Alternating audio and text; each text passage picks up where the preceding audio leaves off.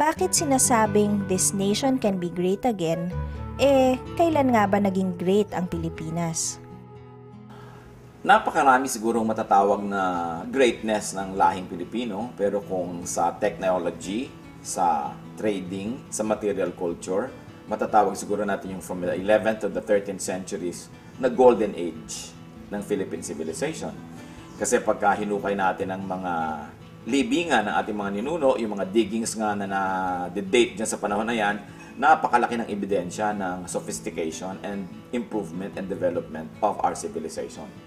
Metal craft, halimbawa, yung mga paghahabi, pottery, bagamat maraming imported from China and the other countries, it only means that we are vigorously trading with these people.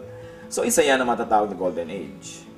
Yung pagsisimula at paglago ng Ifugao Rice Terraces is a golden age, no, in terms of community work or public work, if you might call it.